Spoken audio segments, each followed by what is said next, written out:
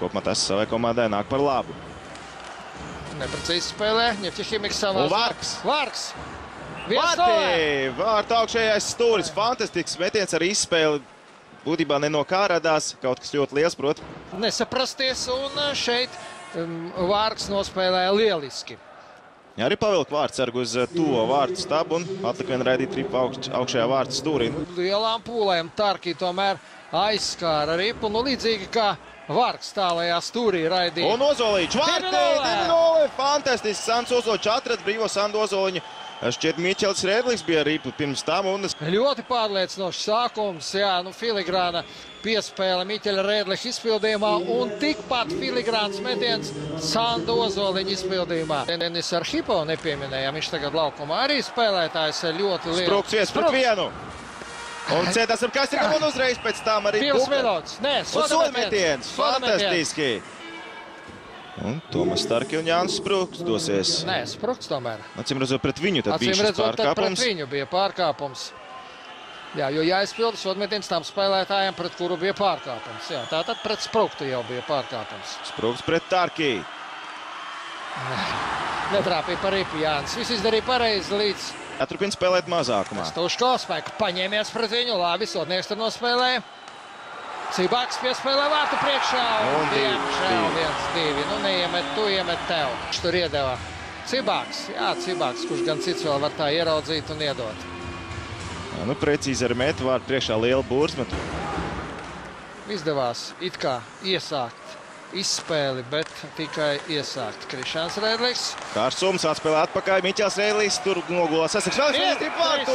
Miķelis Rēdlis ar atkārtotu metienu. Vajadzētu ātrāk pateikt, ka šim Vitnēmam nekas nesanāk pagaidām vairākumā. Tas Rēdlis. Kārsums jau deva piespēli, skatāmies. Kārsums piespēli deva, jā. Rēdlis vienreiz met. Ripa atlēcis pie viņa atpakaļ un starp kājsargiem, Tarki starp kājsargiem ielido vārtos 3-1. Skatās, ka Belovs skaidrs. Pēc Stuško, tātad... Un Ripa ārtos. Ļoti ātri viss notika. Stuško. Nē, nav skaidrs, neieskaita. Neskatās un neieskaita. Ja, bet jebkurā gadījumā liek aizdomāt. Vārtsarga laukumā atradās mājinieku spēlētājs. Mērā no zonas.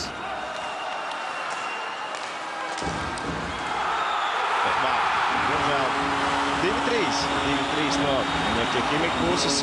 Skatāmies vēlreiz.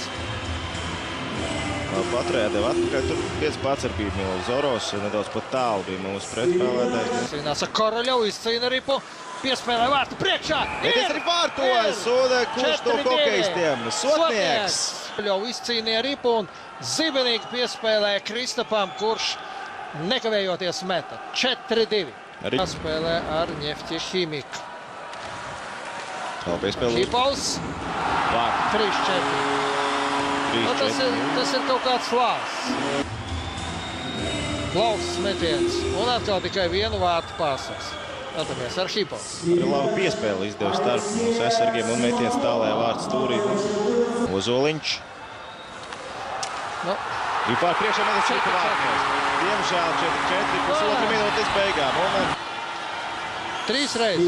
2 vārtu pārsvars un skatāmies. Viens pats paliek. Viens pats vārtu priekšā pēc Stuško. Kā tas var notikt?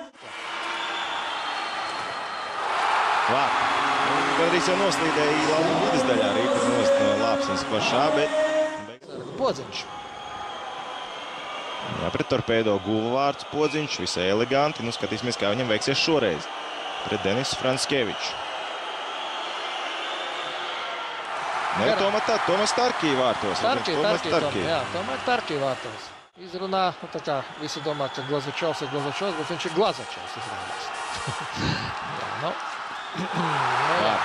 Ļoti eleganti. Tehniski pat grūti bija izsakot līdzi, kur atradās Ripa, kurā epizodē. Vārti! 1-2, tagad... Ja tagad iemetīs būs hat-triku.